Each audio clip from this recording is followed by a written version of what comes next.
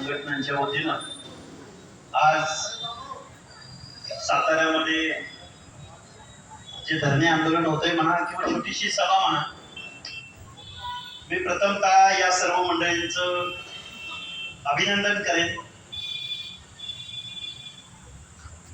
या कार्यक्रमाला आवर्जून उपस्थित असलेले आमचे मित्र सुरेशजी कोरडे साहेब, आमचे मित्र भारत लोकरे साहेब, RPIचे राजेंद्र कांबळे साहेब, चंद्रकांत खांडाई, त्याचबरोबर वंचित बहुजन आघाडी ना खांडायचे, त्याचबरोबर नवीन सुतार, बबन झोरे, अनेक मंडळी. आता मी सगळ्यांची नावं घेत नाही. खऱ्या अर्थानं सातारा म्हटलं की बंडखोरांचा, क्रांतिकारकांचा, देशाच्या स्वातंत्र्याच्या लढाईमध्ये महत्वपूर्ण योगदान असलेला जिल्हा म्हणजे सातारा. अगदी छत्रपती शिवाजी महाराजांची राजधानी म्हणून ज्या साताऱ्याकडे पाहिलं जातं, त्या साताऱ्यामध्ये हा एक छोटेखानी कार्यक्रम होतोय. हा कार्यक्रम घेणाऱ्यांना मी सलाम करेन, कारण तुम्ही एवढे तरी आहात की ओबीसी वरती अन्याय होतोय म्हणून महामानव डॉक्टर बाबासाहेब आंबेडकरांच्या प्रतिमेला अभिवादन करायचं आणि शेजारीच असलेल्या छोट्याशा मंडपामध्ये कार्यक्रम घ्यायचा. कोरडे साहेब, लोकरे साहेब, कांबळे साहेब, खांडाई साहेब, इथं माणसांपेक्षा पोलिसांचीच गर्दी जास्त. आणि जी आले टाइम असा आहे मंगेशराव, दुपारची वेळ आहे, ऊन पडलंय, एवढी वर्ग साताऱ्याच्या क्रांतिकारकांच्या भूमीमध्ये. अरे तुमचं आरक्षण काढून घेतलंय, तुमचे हक्क अधिकार काढून घेतले, तुमची जिल्ह्यामध्ये संख्या किती. कांबळे साहेब मान काटाव, कांबळे साहेब वाई, पारगाव भंडारा, लोणंद, पलटण, किती आहे ओबीसीची संख्या. ओबीसीचं आरक्षण असताना, ओबीसीचं आरक्षण असताना ओबीसीची जागा जर जात असेल, ती साताऱ्याच्या भूमीमध्ये जात असेल, त्या पलटणचं पंचायत समिती सभापती पद गेलं कोरडे साहेब. वकील साहेब धावत पडत त्या पलटण मध्ये गेलो. जवळ होतो, जवळपास होतो, बारामतीच्या परिसरात. उत्स्फूर्त माणसं जमा झाली. भला मोठा मोर्चा काढायचं ठरलं. सकाळी एकदा उत्स्फूर्त बैठक झाली, संध्याकाळी एकदा उत्स्फूर्त बैठक झाली. 24 तारीख फायनल झाली. मी मीडिया समोर सांगून येतात, तिथं जेवढी जेवढी माणसं निवडून आलेली, चळवळीमध्ये काम करणारी माणसं जेवढी जेवढी तिथं आली होती, प्रत्येकाचा एकाचा फोन यायला. मला राजेंनी बोलवलं होतं, मला त्या राजेंनी बोलवलं होतं, आणि आता पुढचं पद आपल्यालाच देणार आहे. आता अरे 24 तारीख बदलली, 27 ला काढू. मग पुन्हा 27 आली, पुन्हा म्हणले नाही, म्हणले आता जिल्ह्याला काढायची. बरं जिल्ह्याची तरी फायनल करा. पुन्हा म्हणले नाही, भुजबळ साहेबांना आणायचंय म्हणले, आणि आपल्याला खूप मोठं जन आंदोलन उभं करायचंय म्हणले. वाईट वाटलं. मी साताऱ्यापुरतं बोलत नाही, मराठवाड्याच्या भूमीने ओबीसीची चळवळ वाढवली, संघर्ष करतायत ते. आणि बहुसंख्येने असलेल्या सातारा जिल्ह्यामध्ये साधी प्रतिक्रिया उमटू नये राज्यकर्त्या लोकांच्या विरोधामध्ये. तुम्हाला एक तर हा मंडल आयोग इम्प्लिमेंट व्हायला, एक तर 340व्या क्रमान्वये ओबीसीना निर्णय प्रक्रियेत घ्यायला महामानव डॉक्टर बाबासाहेब आंबेडकर, बीपी मंडल, आंबेडकरी जनता, ओबीसी सामीलच झाला नाही सामाजिक न्यायाच्या लढाईमध्ये. मी एक ओबीसी असून मी प्रांजळपणाने इथं नोंद करतोय. 93-94 साल उजाडलं. 93-94 मध्ये मंडल आयोग लागू झाला. आताच मंगेशरावांनी सांगितलं 73व्या घटना दुरुस्ती पंचायत राज मध्ये. पंचायत राज म्हणजे काय? सरपंच पद, पंचायत समिती सभापतीपद, झेडपीचं अध्यक्षपद, नगर परिषद, नगरपालिका, महानगरपालिका, कॅन्टोन्मेंट बोर्ड म्हणजे पंचायत राज. या पंचायत राज मध्ये ओबीसींना आरक्षण मिळालं. 73व्या घटना दुरुस्ती अन्वये ते आरक्षण आज रोजी गेलेलं आहे. त्या आरक्षणाचा मुद्दा आज रोजी पाडला गेलेला आहे. आज रोजी सातारा जिल्हा परिषदेचं अध्यक्षपद ज्या प्रवृत्तीने, ज्या राजकीय व्यवस्थेनं त्याच्या विरोधकही तेवढेच जबाबदार आहेत आणि सत्ताधारीही तेवढेच जबाबदार आहेत. आम्ही कुणाचं नाव घेऊन कुणाला तरी पर्सनल अटॅक करायला नाही आलो, पण मला हे पत्र मिळालं माझ्या हातामध्ये. कोणतरी माझीच भगिनी आहे, सौ सुनीता धनाजी मोहिते. अहो, तुम्हाला जिल्हा परिषद अध्यक्षपद दिलं असतं ना, आम्ही तुमचा सत्कार करायला इथं आलो असतो. हे तुमच्या हक्काचं आहे. कोण झालं जिल्हा परिषदेचा अध्यक्ष? नाव सांगावं. कोण झालं? कोण झालं? प्रियाबाई शिंदे. कोण व्हायला हवं होतं? गुरव व्हायला हवं होतं, मोहिते व्हायला हवं होतं, खरात व्हायला हवं होतं, आमच्या पारगाव खंडाऱ्यामधला दायगोडे व्हायला हवा होता, किंवा तिकडचं अजून कोणी मला सदस्यांची नाव माहित नाही, महाराष्ट्रभर फिरतोय. व्हायला पाहिजे ना कोणतरी. गोरे व्हायला पाहिजे होते. काय चाललंय साताऱ्यामध्ये? आणि ओबीसी माणसं शांत आजगरासारखी पडून राहिले. मला वाटलं फिल्टरला एखादा मोर्चा होईल, पारगाव खंडाऱ्याला एखादा मोर्चा होईल. अरे वाईमध्ये सुद्धा साहेब कोडे साहेब, तुम्ही मागच्या वेळी एक मेळावा घेतला होता, भरपूर माणसं जोडली होती. अरे पण तुमचं आरक्षण, तुमच्या घरावर, तुमच्या या आरक्षणावर, हक्क अधिकारावर राजरोस पद्धतीने ताबा मारला जातोय. चर्चा कशाची होते? तर यांच्यातल्या लुटूपुटूच्या लढाईची. लढाई, भांडणं आणि साताऱ्याच्या जिल्हा परिषदेच्या अध्यक्षपदाची चर्चा हे ओबीसीचं आरक्षण संपलंय म्हणून व्हायला हवी होती. पाटणकर देसाई साहेब बोलतायत माझ्या हाताला लागलं मी मंत्री असून, आणि हे बोलतायत कायद्याने सुव्यवस्था. अरे पण तुम्ही भांडताय, पण तुम्ही ओबीसीच्या आरक्षणाचा मुद्दा पाडलाय, यावर कोणीही बोलायला तयार नाही. अन्याय करणारा जबाबदार असतो. तुम्हाला आम्हाला कुणी अन्याय केला, ह्याने अन्याय केला, ह्याने अन्याय केला, हे म्हणणं खूप सोपं असतं. पण अन्याय सहन करून घेणाऱ्याचं काय करायचं? आता मी यांना काय बोलणार नाही. हे तुमच्या घरावरती ताबा मारणार आहे, घरावरती म्हणजे हक्क अधिकारावरती. हे तुम्हाला जे महामानवाने दिले तुम्हाला माहितच नाही. या गावगाड्यातल्या महाराष्ट्राच्या भूमीनं त्या ओबीसी बांधवांना कधी बाबासाहेब समजले नाही, सामाजिक न्याय हक्क समजले नाही. मंडळ आयोग तर माहितच नाही. कोण होते बीपी मंडळ? काय केलं त्यांनी? कोण होते विश्वनाथ प्रताप सिंग? काय केलं त्यांनी? कधीपासून आपल्याला हक्क अधिकार मिळाले? कधीपासून आपण निर्णय प्रक्रियेत यायला लागलो? बघा, खूप काही बोलता येण्यासारखं आहे. कायद्याचा खिस पाडायचा म्हटलं 1 तास पुरणार नाही. डॉक्टर बाबासाहेब आंबेडकर, देशाला स्वातंत्र्य मिळालं त्यावेळी बाबासाहेब म्हणाले शहराकडे चला. डॉक्टर बाबासाहेब आंबेडकर म्हणाले शहराकडे चला. त्याच वेळी महात्मा गांधी म्हणाले खेड्याकडे चला. म्हणजे का नाही?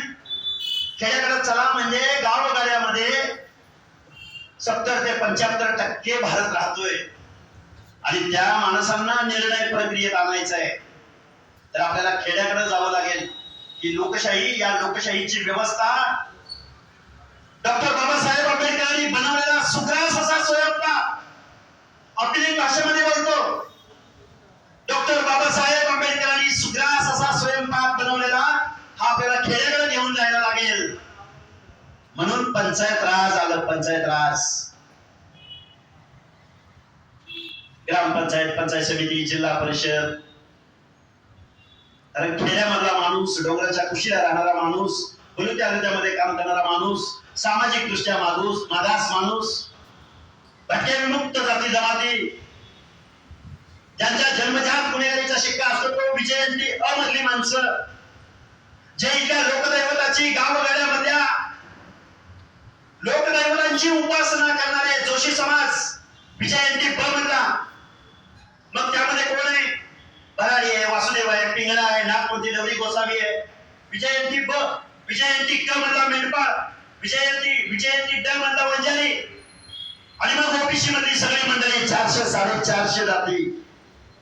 यांना जर निर्णय प्रक्रियेत आणायचं असेल तर त्यांना आरक्षण द्यावं लागेल. आता मला हे निवेदन प्राप्त झालं. त्यांनी सांगितलं आमच्या नेत्यांनी ओबीसीवर अन्याय केला नाही. ओबीसींना बरोबर घेऊन चालणारं नेतृत्व आहे. याच नेतृत्वाला जर ओबीसीच्या अध्यक्षपदासाठी तर याच व्यक्तीने जर पळ घेतला असतं तर त्यांचा खरोखर मी सत्कार केला असता. आता आम्हाला कळलंय. आता वाईट वाटतं या गोष्टीचं.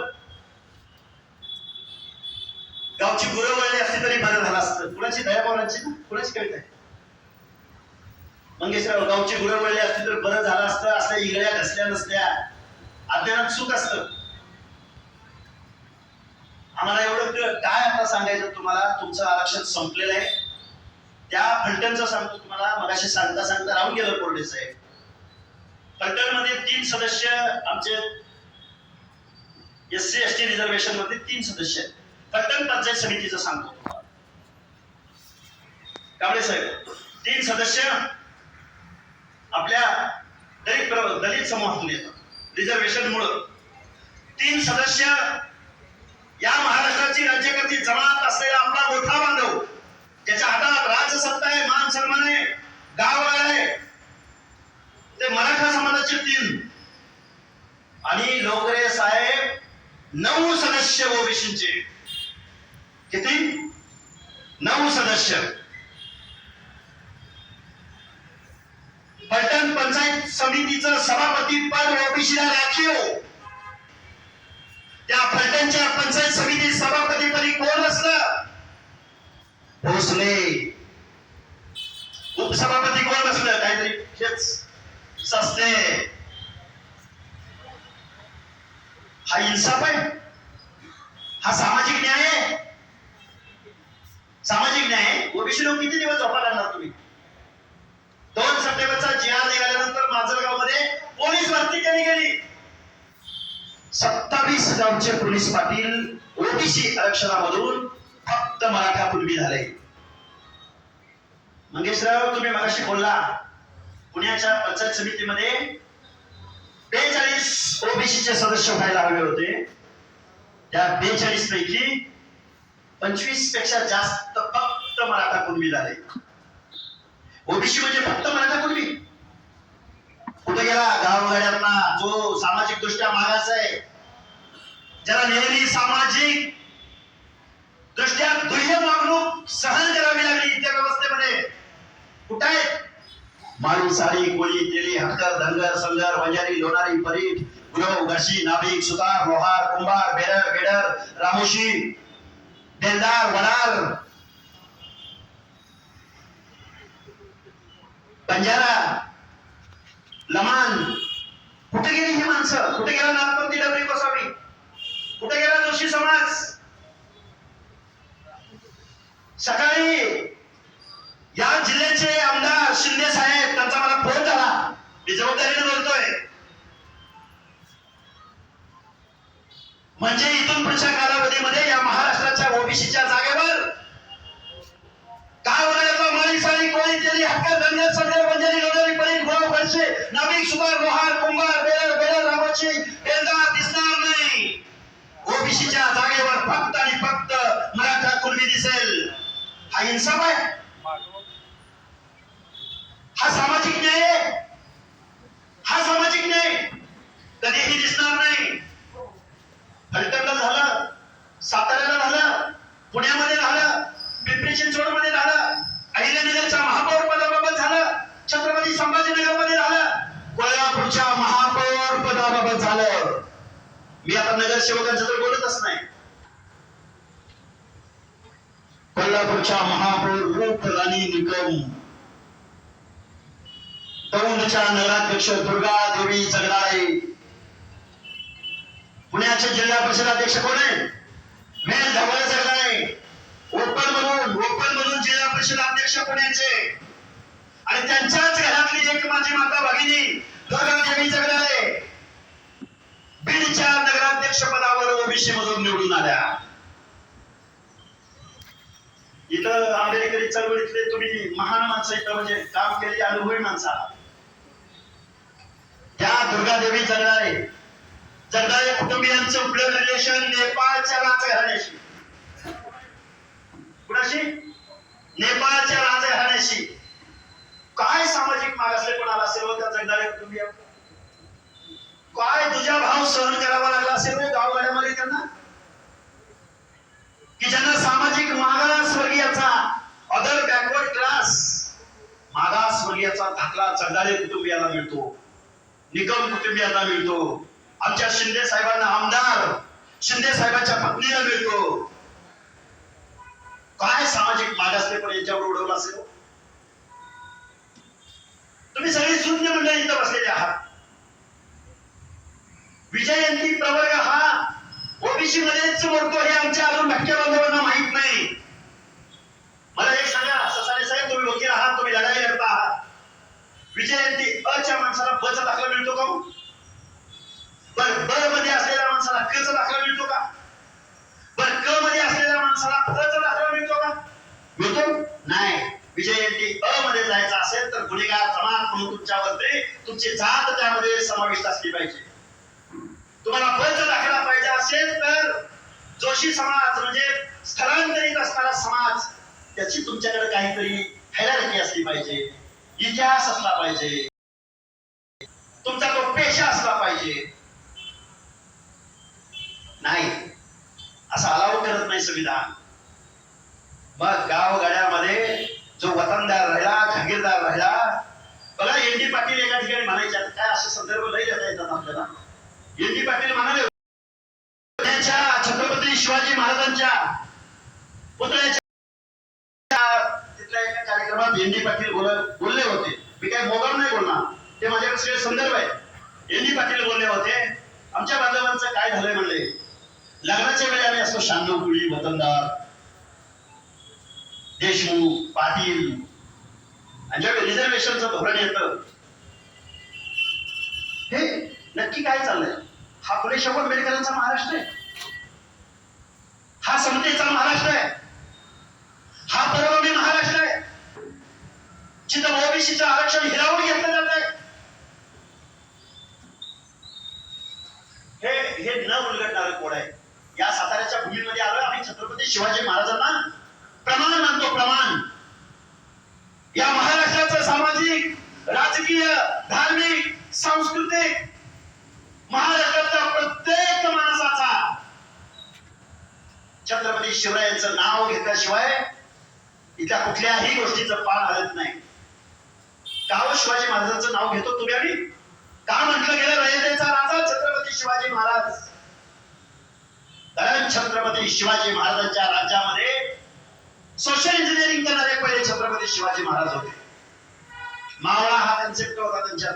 मावळा जात पात त्यांच्या आड येत नव्हती. छत्रपती शिवाजी महाराजांच्या स्वराज्यासाठी कोणी जीवाची कुर्बानी दिली. गावगाड्यातल्या 11 पगड जातीच्या माणसांनी छत्रपती शिवरायांचं राज्य उभं राहिलं पाहिजे. माझा राजा मोठा झाला पाहिजे. या महाराष्ट्रामध्ये स्वराज्याची मुहूर्तमेढ रोवली पाहिजे. कुणी जीवाची कुर्बानी दिली. शिवा महालय, शिवा काशी, हे सांगावं लागेल. शिवा महालय, शिवा काशी, तानाजी मालुसरे, कोण माणसं होती ही.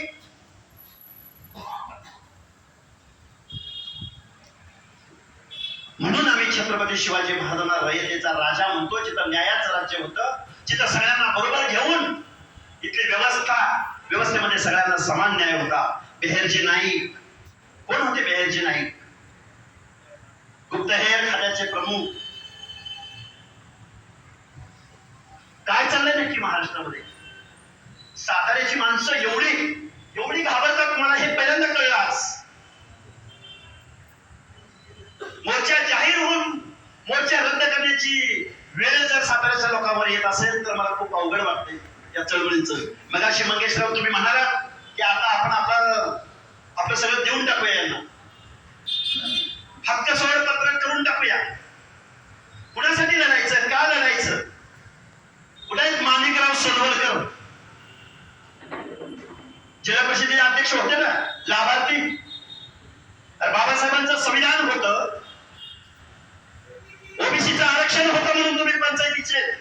साताऱ्याच्या झेडपीचे अध्यक्ष झाला ना, मग याचं कोणी संरक्षण करायचं? खूप माणसं आहेत, काय चाललंय नक्की कळत नाही. किती बोलावं, काय बोलावं, कुणाविरुद्ध बोलावं. एक मंत्री महोदय मला भेटले साहेब.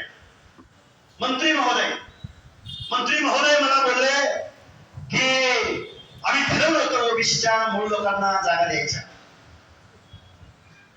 आता हे शिंदे साहेबच सकाळी मला बोलले. माझ्या पत्नीला देण्याचं कारण असं की पुढचा माणूस फडतऱ्या होता म्हणून मग आम्हाला तोडीस तोड द्यावा लागला. तोडीस तोड, वारे तोडीस तोड. कारण ताकदच नाही म्हणला. मी माझ्या पण ह्याच्यात खूप माणसं दिली होती, बरोबर झाली म्हणलं. थोडे म्हणतात ताकद नाही त्यांच्यामध्ये. अरे आमच्यात ताकद आहे म्हणून तर रिझर्वेशन दिलं ना. या माणसाला निर्णय प्रक्रियेत येता येणार नाही म्हणूनच रिझर्वेशन दिलंय ना. त्या रिझर्वेशनचा मुर्दा बांधणार तुम्ही. काय चाललंय नक्की हे? आणि आमदार पदावर असलेल्या माणसांकडून हे वक्तव्य. आम्हाला ओबीसीलाच मूळ लोकांना द्यायचं होतं तिकीट, पण त्यांना जर दिलं असतं तर पुढच्याने मग हे दिला होता, मग आमच्या जागा गेल्या असत्या म्हणून आम्ही दिलं नाही. एक मंत्री महोदय बोलले मला. म्हणजे कांबळे साहेब, तुम्ही सुद्धा ध्यानात ठेवा, उद्या एससी एसटीचं सुद्धा आरक्षण आपल्या हातून हिरावून घेतलं जाऊ शकतं. कसं सांगा? तुम्ही निवडून येऊ शकत नाही.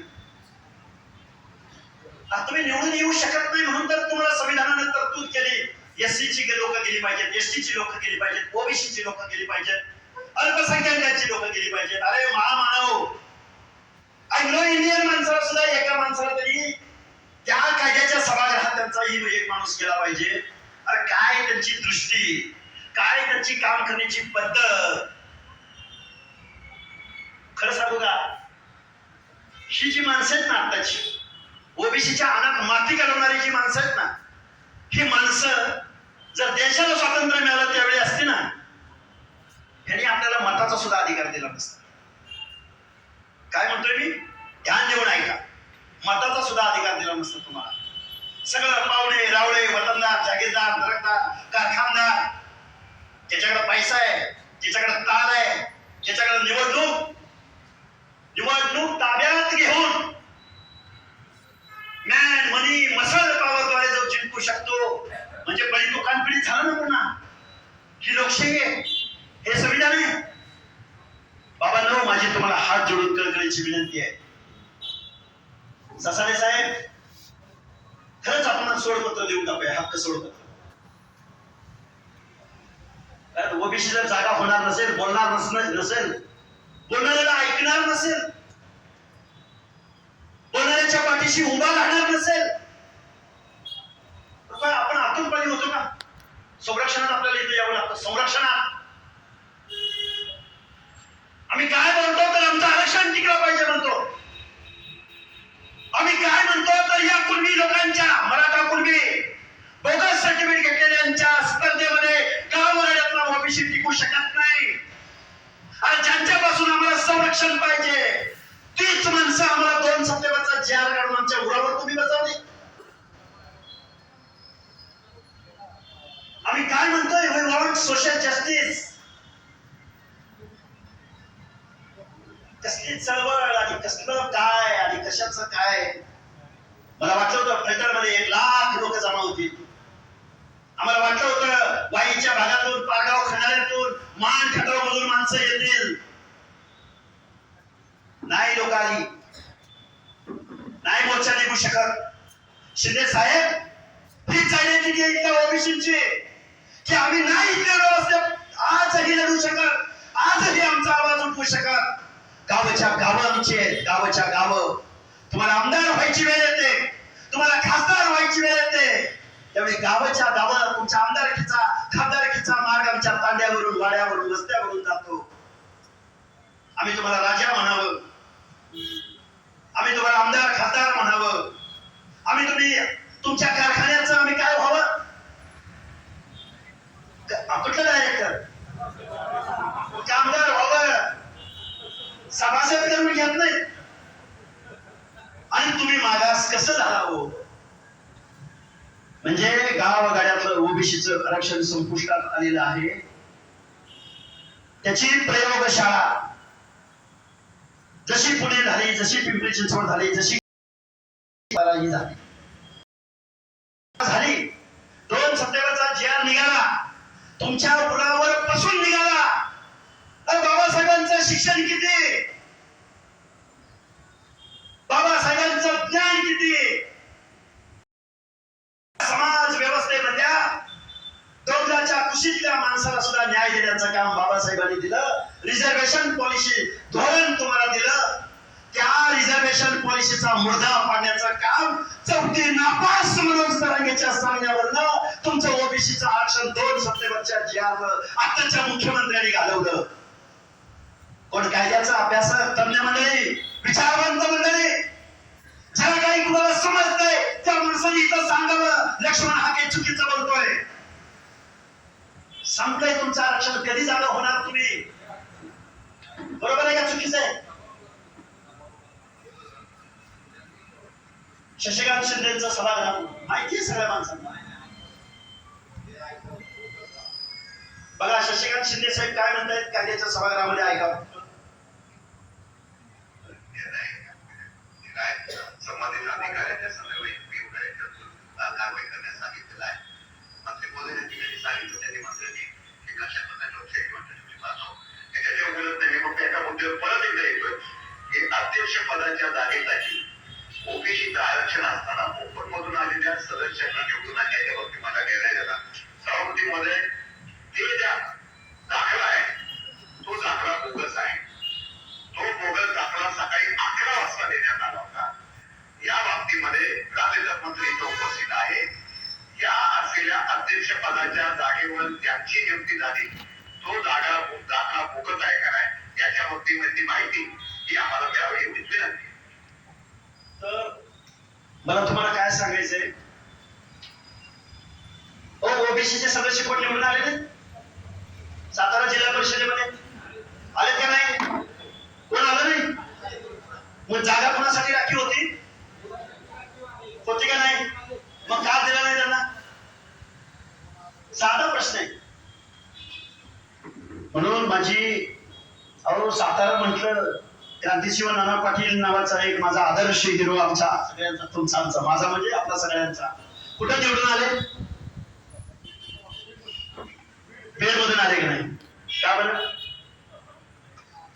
माझी तुम्हाला हात जोडून विनंती आहे, सातारा ही क्रांतिकारकांची भूमी आहे. साताऱ्याच्या भूमीमधनं तुम्ही शांत बसाल. हे गेलंय, कधीच गेलंय तुमचं आरक्षण. आमचे मंगेशरावजी लढतायत कोर्टामध्ये, हिअरिंग सुद्धा होत नाही. साधी हिअरिंगवर हिअरिंग म्हणजे तारखावर तारखा, तारखावर तारखा, तारखावर तारखा. खूप वाईट परिस्थिती आहे, वाईट. आताच जे तुमचं आरक्षण काढून घेतलंय ना, सरळ सरळ लोक म्हणतात त्यांना दिलंय ना, आम्हाला का नको? मग आमचा दाखला गावलाय, आमचा दाखला गावलाय, मग आम्हाला का नको? आमचा दाखला गावलाय, आम्हाला का नको? परत एकदा म्हणतो, आमचा दाखला गावलाय, आम्हाला का नको? ज्याला कुणाला आरक्षण पाहिजे, आता मला एखाद्या प्रकारचं आरक्षण पाहिजे तर मला काय करावं लागतं? मला एससीचं आरक्षण पाहिजे तर मला एससी आयोगाला पहिल्यांदा निवेदन द्यावं लागतं. मला ओबीसीचं आरक्षण पाहिजे तर मला ओबीसी आयोगाकडे पहिल्यांदा निवेदन द्यावं लागतं. मग तो घटनात्मक आयोग त्यावरती अभ्यास करतो.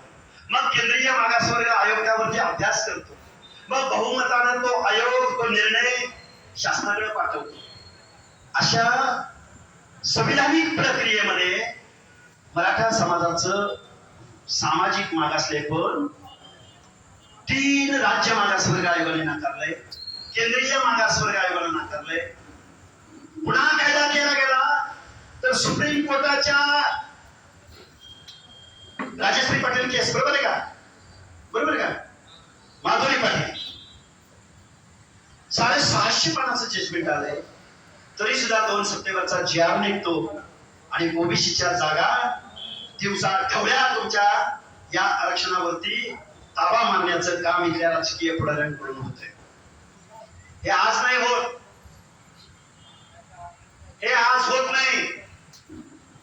डॉक्टर बाबासाहेब आंबेडकरांना पण हाऊस मध्ये हा प्रश्न विचारला गेला,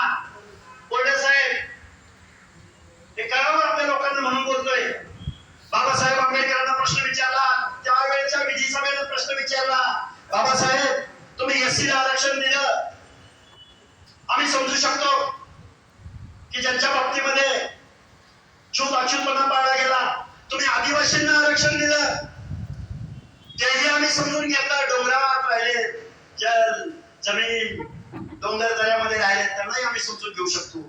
पण बाबासाहेब तुम्ही गावातल्या माळ्याला, साळ्याला, कोळ्याला, तेऱ्याला, हटक्याला, दंगेराला, संगेराला, बंजाऱ्याला, बेरडाला यांना काय आरक्षण देतोय बाबासाहेब? त्यावेळी डॉक्टर बाबासाहेब आंबेडकर बोलले, मी अपीलिंग भाषेमध्ये बोलतोय, समजणाऱ्या भाषेमध्ये बोलतोय. डॉक्टर बाबासाहेब आंबेडकर म्हणाले, गावागाड्यातल्या लोकांना मी आरक्षण दिलंय, जे एससी आहे, जे एसटी आहे, त्यांना मी सूचीबद्ध index, schedule tribes, schedule caste, मी त्यांना आरक्षण दिलंय. त्यांच्या बाबतीत सोशल डिस्क्रिमिनेशन झालं म्हणून मी दिलंय. पण डोंगराच्या कुशीला कुठेतरी कंजार भात राहतोय, बेरड बेड्या रामोशी राहतोय, मेंढपाळ राहतोय, त्यांना सुद्धा मला शिक्षणाच्या प्रक्रियेत आणायचं आहे. त्यांना सुद्धा मला राजकीय सामाजिक निर्णय प्रक्रियेत आणायचं आहे. त्यांच्या सुद्धा मनामध्ये एक भावना निर्माण झाली पाहिजे, आम्ही या भारताचे नागरिक आहोत, आम्ही या लोकशाहीचे नागरिक आहोत, आम्हाला सुद्धा मान सन्मानाने जगण्याचा हक्क आणि अधिकार आमच्या संविधानाने दिलाय. तर बाबासाहेबांना विरोध झाला. मी मगाशीच एक वाक्य बोललो, ही मंडळी आताची ही ताकदवार मंडळी, निवडणुका आले, निवडणुकीचा खेळ म्हणला, खेळ एका निवडणुका विकत खेळाच निवडून देतो. एखाद्या गावागड्यातल्या बेर समाजातल्या एखाद्या मुलीच्या मनात जर स्वप्न पडलं की मला माझ्या समूहाच्या व्यथा निवेदनाच्या कायद्याच्या सभागृहात मांडायचे, होऊ शकते एखादी बेरड समाजाची मुलगी आमदार होऊ शकते? एवढी फ्री आणि फेअर पॉलिसी आहे? कसली लोकशाही? बाबासाहेबांनी सांगितलं होतं, योग्य माणसाच्या हातात जर हे संविधान दिलं तर या देशाचं नंदनवन होईल. जर अयोग्य माणसं जर इथं आली तर परत म्हणूया, परत 200, 300, 400 वर्षापूर्वीची परिस्थिती परत येऊ शकते. म्हणून माझी तुम्हाला हात जोडून विनंती, आपल्या हक्क आणि अधिकाराचं संरक्षण करण्यासाठी. मी फक्त राजकारणावर बोलतो की काय असं मला वाटतंय, नोकऱ्यामध्ये तेच आहे. रिझर्वेशन इन प्रमोशन काय आहे का बघा, तिथं चालू आहे का? रोस्टर पाळला जातो का बघा? सरकारी नोकऱ्या किती राहिल्या ते बघा. आताच्या मुख्यमंत्र्यानं 18 खाजगी एजन्सीज नेमलेत, आउटसोर्सिंगच्या माध्यमातून काम करून घेतले. तहसीलदाराला जे काम दिलं जातं, तहसीलदारांना जी कार्यभार आहे तो खाजगी संस्थांकडून करून घेतला जातोय. नोकऱ्या उरलेत. तुम्हाला सामाजिक न्यायासाठी पैसे दिले जातात. एक शेवटचं उदाहरण सांगेल, जास्त बोलत नाही ना, एक शेवटचं उदाहरण सांगेल. तुम्ही दर्दी मंडळी इथं बसल्यात, संख्येने जरी कमी असला तरी ओबीसीचं आरक्षण कुठेतरी गेलंय, आपले हक्क आणि अधिकार कुठेतरी याची थोडी तरी का होईना त्यांच्या मनाला भावना झाली म्हणून इथं माणसं जमलेले आहेत. एक शेवटचं उदाहरण सांगेल, थांबवेल. काय बोलावं, किती बोलावं? शिक्षणावर बोलावं, हक्क अधिकारावर बोलावं, राजकारणावर बोलावं, प्रतिनिधित्वावर बोलावं, रिझर्वेशनवर बोलावं, रोस्टरवर बोलावं, स्कॉलरशिपवर बोलावं, आर्थिक बजेटवर बोलावं. ज्यांच्यासाठी बोलतोय ते पुढे येणार नसतं तर खरं खराब वाटतंय. उद्विग्न आहे, उद्विग्नता आहे. कालचं एक बजेटरी अधिवेशन झालं, सगळ्या लोकांना माहिती आहे. झालं का बजेटरी अधिवेशन? किती दिवस झाले हे अधिवेशन संपून? आठवडाभर झालं का? किती? 5 दिवस झाले संपलं ना अधिवेशन. पत्रकार बांधव माझ्या समोर उपस्थित आहेत. या वर्षीच 5,45,400 असं काहीतरी समथिंग, म्हणजे 7.5 लाख करोड रुपयाचं या वर्षीचं बजेट होतं. महाराष्ट्राचं, फुले शाहू आंबेडकरांच्या प्रगत महाराष्ट्राचं बजेट किती होतं? 7.5 लाख करोड रुपयाचं. ओबीसीची लोकसंख्या किती या महाराष्ट्रात? किती? टक्केवारी सांगा. 50% धरू. मंगेशराव माझा तर दावा आहे 7% मी आयोगावर काम केलं, मला माहिती आहे. ते जनगणना करणारच नाहीत, होणारही नाही. येऊन देतो बॉन्ड पेपरवर. जोपर्यंत 1948चा सेन्सस ऍक्ट त्याच्यामध्ये अमेंडमेंट होत नाही तोपर्यंत कास्ट वाईज सेन्सस होणे नाही. तुम्हाला 1948चा सेन्सस ऍक्ट मध्ये घटना दुरुस्ती केल्याशिवाय तुम्हाला कास्ट वाईज सेन्सस करता येत नाही. केलं तरी जाहीर करता येत नाही. हे फॅक्ट आहे. माझी तुम्हाला हात जोडून एक शेवटचं उदाहरण सांगेन. काय होतो आपण, बजेटरी अधिवेशन झालं, 7.5 लाख करोड रुपयाचं माझ्या पूर्वी महाराष्ट्राचं बजेट आहे. 7.5 लाख करोड रुपयांपैकी टक्केवारीतच बोलू आपण, 100% अर्ध्या ओबीसींना, अर्ध्या ओबीसीच्या सामाजिक न्याय हक्काच्या योजनांना परत म्हणतील, परत काय काय वेगळं सांगतील असं. अर्ध्या ओबीसीच्या सामाजिक न्याय हक्काच्या योजनासाठी या महाराष्ट्रामध्ये कालच्या बजेटमध्ये किती तरतूद झाली, आकडा जाऊ द्या, आकडा बाजूला ठेवू आपण. टक्केवारीमध्ये बोला, अर्ध्या लोकसंख्येला किती टक्के बजेट मिळालं पाहिजे? अहो किती टक्के बजेट मिळालं पाहिजे? 50%, 25%, बरं 10%, बरं जाऊ द्या 5%, बरं जाऊ द्या 2%, बरं जाऊ द्या 1%. नाही, 0.56, 0.56 म्हणजे अर्धा टक्का. आणि तो पण कशासाठी दिलाय ते पण सांगतो. परत म्हणा लय बोलतोय, काहीतरी बोलतोय, असं कुठं असतंय काय? ते 0.56% आश्रम शाळांची अनुदान, मॅट्रिकोत्तर शिष्यवृत्ती, त्या महाज्योतीचे 100, 200, 300 कोटी, आणि अजून कुठल्या तरी, ते पण तिथं एवढा फ्रॉड आहे, एवढा भ्रष्टाचार आहे, अर्धे पैसे सुद्धा ओबीसीच्या लेकरांपर्यंत पोहोचत नाही. महाराष्ट्रामध्ये ओबीसीच्या मुला मुलींसाठी एकाही जिल्ह्याच्या ठिकाणी वसतिगृह नाही की जे शासन चालवतं, शासन अनुदानित आहे. किती टक्के बजेट आहे? 0.56%. कसा ओबीसीला न्याय भेटेल? कसा ओबीसी समाज पुढे येईल? कसे भटक्या विमुक्त जाती जमाती अ आणि ब प्रवर्गातली माणसं गावगाड्यात स्थिर होतील? कसा नाथपंथी गवळी गोसावी गावगाड्यामध्ये 1 गुंठ्याची जमीन धारणा करून तिथं घर बांधून राहील, आणि तो जर गावात घर बांधून राहिला नाही तर त्याची लेकरं बाळं शिक्षणाच्या प्रक्रियेत कधी येतील?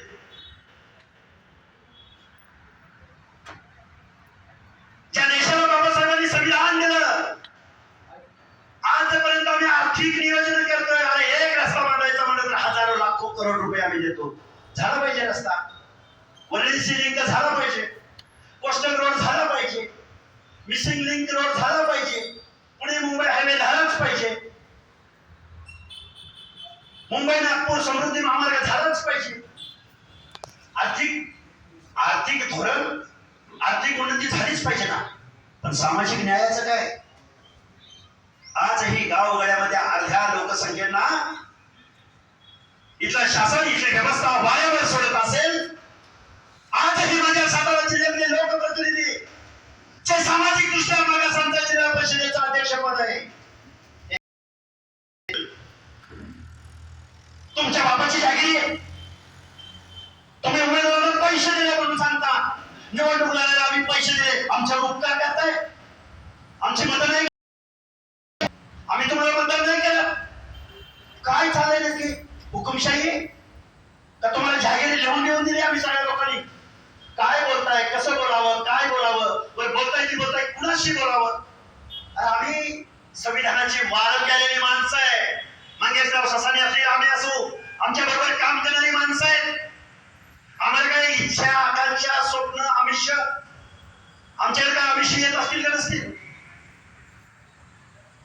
आमिष आलं ना, माणूस विचारधारा सोडून देतो. आमिष डोळ्यासमोर आलं ना, हक्क अधिकार सोडून देतो. आमिष डोळ्यासमोर आलं ना, विचारधारा सोडून देतो. भाजपची सत्ता आल्यावर इथले राष्ट्रवादीचे, काँग्रेसची माणसं भाजपकडे गेली का नाही गेली? हाय ना विचारधारा.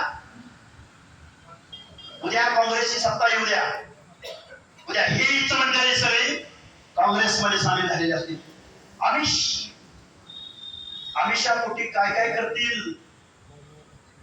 एक बंधुबाबांना आमिष दाखवलं, तुला आमदार करतो, तुला मुख्यमंत्री करतो, तुला मंत्री व्हायचंय का, तुझी इच्छा पूर्ण करायची आहे का. तर रांगा लावल्या रांगा.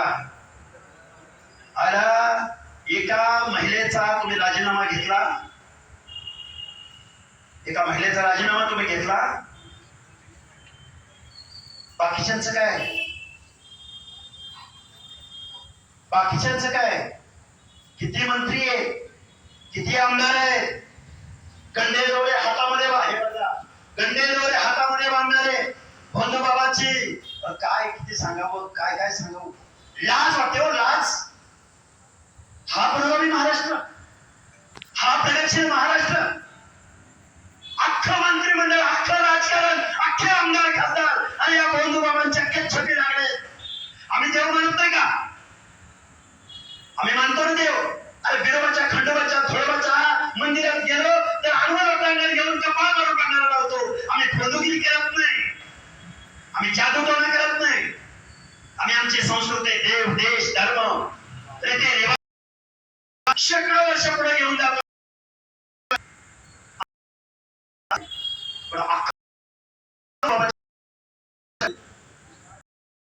वाचवताय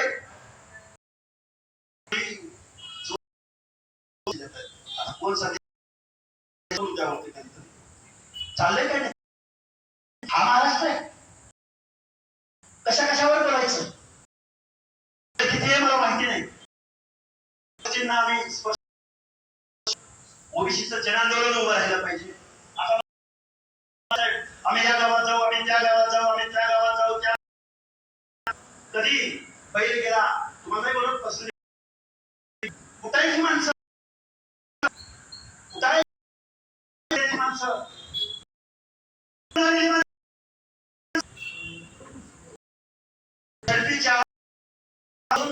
सदस्य पदावर पाहिजे होती तर नाही देणार. अशी जेवायचं तुम्ही, सावलीला थांबायचं, मार्गाखाली थांबायचं, लढायचं आम्ही, लाट्या खात्या खायच्या आम्ही, साताऱ्यात यायचं आम्ही, तुम्ही घाला काय खूप आरक्षण ओबीसीचं आम्ही 2 वर्षापासून बोलून सांगतो. आज तुम्ही राजकारणात बेदखल झाला, तुम्ही शिक्षण आणि उद्या तुम्ही गावगाड्यात सुद्धा बेदखल. परत मूळ दोष येऊ शकतो.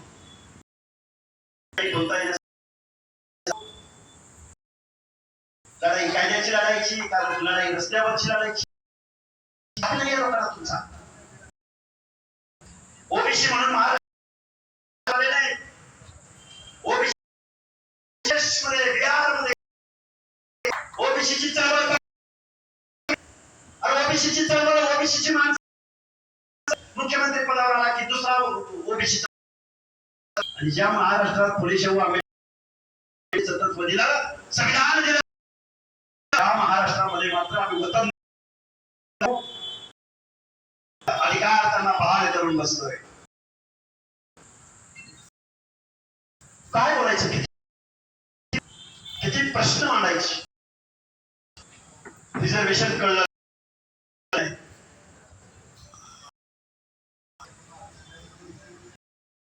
घ्यायचे नाही.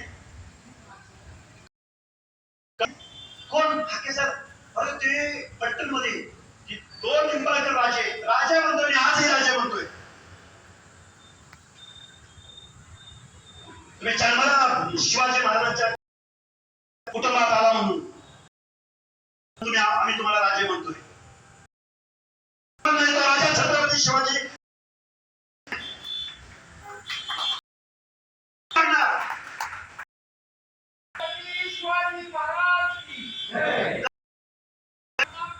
तुमचं कर्तृत्व काय. राजा राजर्षी गंगाराम तिथं माणसं जाणार नाही. मला स्वतः जावं. काय धोरण आहे? माणूस नाही तुम्ही आमदार व्हायचं नाही, अध्यक्ष व्हायचं नाही. तुमचं काय काम आहे? तुमचं काय काम आहे? व्हायचं कुठाही चळवळ. बाबासाहेब बोलले जमात व्हायचंय, शासन करती जमात व्हायचंय, यायचंय. तुमच्या घरी एका भिंतीवर लिहून राज्य करती जमात, असंच बोलले का बाबासाहेब? मला लोक तुम्हाला संविधान दिलं,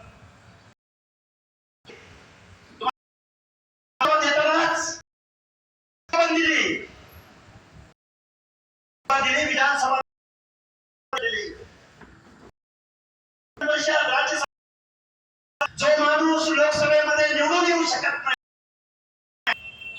त्याच्याकडे पॉवर नाही, त्याच्याकडे नॉलेज आहे, त्याच्याकडे त्याचं सामाजिक कार्य आहे, साहित्यिक आहे, तो मतदार कोणतरी आहे, सभागृहामध्ये घेतला पाहिजे. बोलले ना बाबासाहेब, सर्वसामान्य माणसाला मताचा अधिकार दिला.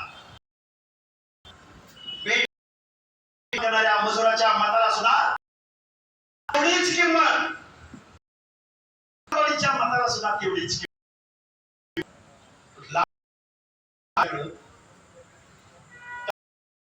50% SC संख्या, SC ची संख्या, लोकसंख्या 20% पकडावं, कमीत कमी पकडू आपण. 20% किती झाले? किती झाले? 70% एकत्र आले.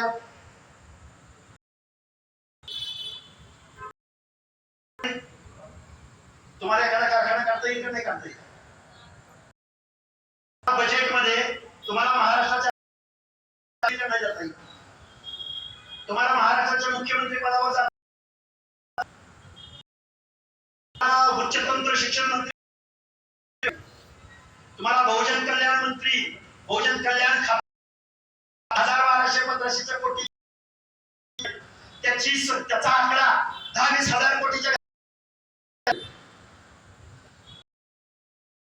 छोडी घेतली आणि भेट आम्हाला द्या, आदर्श द्या आणि आम्हाला संपत द्या.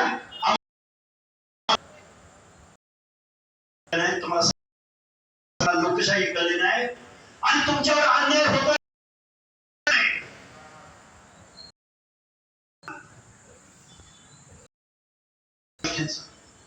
खूप वाईट. राजसत्ता आणि राज नसतो, हक्क अधिकार मागून, मान सन्मान इज्जत मागून मिळत नसते. गावच्या वेशीमध्ये जबरदस्ती करणाऱ्या माणसाच्या छातीला धरून उभं करण्याची हिंमत राजसत्ता आणि राजपाट हिसकावून घ्यायची तुमच्या मिळत नाही. आमच्या मुलाने वाटलं नाही, बाहेर गेलो नाही, तुमचं नुकसान खूप काही बोलता येण्यासारखं आहे. खऱ्या अर्थानं साताऱ्यामध्ये तुम्ही असले 50 माणसं, काय अडचण नाही आम्हाला. नाही, आज येथील चांगली गोष्ट आहे. तुम्ही आज राजधानीमध्ये महामानव डॉक्टर बाबासाहेब आंबेडकरांच्या या भूमीमध्ये थोडकीच माणसं असू द्या, किमान एवढं तरी आपल्याला संवाद साधायला मिळाला. मंगेशराव साहेबांना रोज हिअरिंगवर हिअरिंग आहे. कसे लढत असतील, काय लढत असतील, दिल्लीला कसे जात असतील, काय करावं. आमच्या जागी दुसरी माणसं असतील तर शासनाचा निधी, अटॉर्नी जनरल, सॉलिसिटर जनरल आणि काय ते दिल्लीच्या कायद्याचा नाही किती मोठे मोठे महान महान महान शिंगवे बिगवे किती मोठे मोठे, परत शासन त्यांची फी भरणार, एका तासाची फी 10 लाख 15 लाख 20 लाख. अरे ओबीसी नो मगाशी तुम्ही म्हणाला महात्मा ज्योतिराव फुलेंचं ते वाक्य, सत्य वाचून सकळ कळा झाल्या अवकळा. तुम्ही कशामुळे एवढे बेदखल झाला? तुम्ही निर्णय प्रक्रियेमध्ये नाही. ज्या महाराष्ट्रामध्ये 7.5 लाख करोडची तिजोरी तिथे ठेवली, त्या तिजोरीच्या चाव्या तुमच्याकडे आल्या नाही. कशाला तुम्हाला अध्यक्षपद भेटेल? कसं तुम्हाला बजेट भेटेल? नाही भेटणार. नाही बाबांनो, खूप काही बोलता येण्यासारखं आहे. आपण बोलू मुवमेंट पुढे गेली पाहिजे. खरं काय खोटं काय वास्तव काय,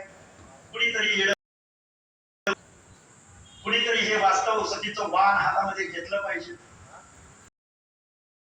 आम्हाला काय करिअर असणार आहे हो? आम्हाला कार्यक्रमामध्ये यावं लागत असेल तर आमचं काय होणार आहे? आमचं काय करिअर असणार आहे? सर वाघमारे सर यांचं काय बाबा आता असं होणार.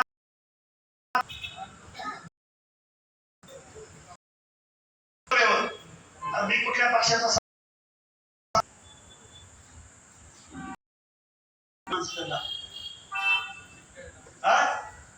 म्हणून आम्ही ठरवलंय 2029 ची नांदी जर ओबीसीची चळवळ या महाराष्ट्रामध्ये, पण दिल्लीचं तख्त सुद्धा आम्ही बदलून दाखवू एवढा मी आशावाद व्यक्त करतो. त्याच्यावरती प्रत्येकाला सविस्तर बोलेल. जनगणना करतो, जात निहाय जनगणना करतो, जात निहाय जनगणना करतो, किती वेळा सांगितलं? आणि आपल्याला माहित असलं पाहिजे का करायची जात निहाय जनगणना. आपली बी मागणी असते, आमची जात आम्हाला मोजा. का बरं? आजही महाराष्ट्राच्या लोककल्याणकारी शासनाकडं वेगवेगळ्या जात समूहांची संख्या नाही.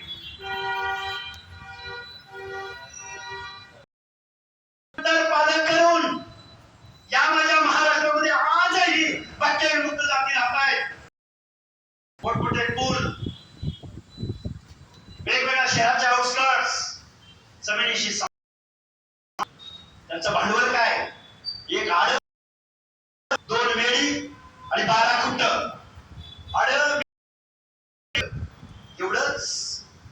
एवढंच या लोकशाहीमध्ये 1 गुंठ्याची जमीन धारणा. कुठला सबका साथ, कुठला विकास? आज शौचालय उपलब्ध होऊ शकत नाही.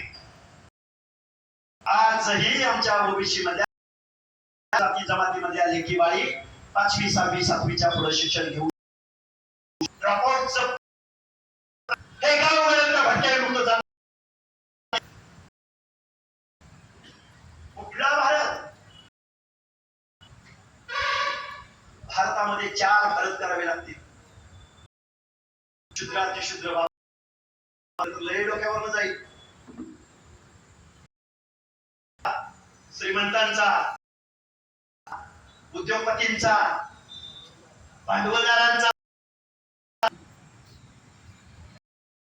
मोबाईल आहे हो. या मोबाईलवरती एका क्लिक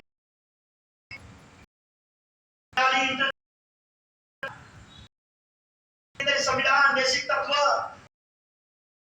कुणी काय दिलं, काय दिलं, कुणाचं ऍस्पेक्ट काय, कोण बघणार, कधी बघणार, काय होणार.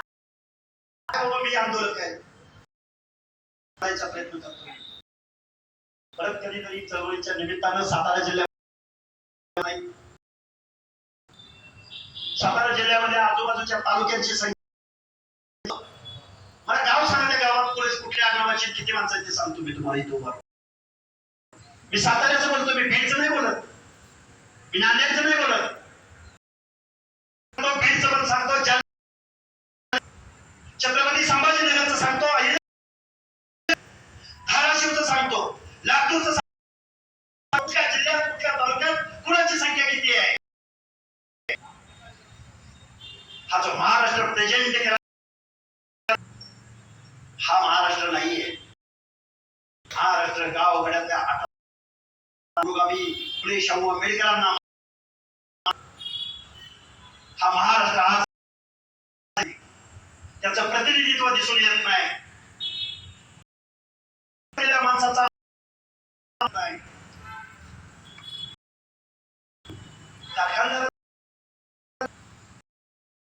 बाबांनो खूप काही बोलता येण्यासारखं खूप काही बोललो. बोलता बोलता वेगवेगळ्या स्पर्श केला. खुलून बैजवार सांगायला तास लागतील. तुम्ही सगळ्यांनी माझं मनोगत ऐकून घेतलं, त्या आभार व्यक्त करतो.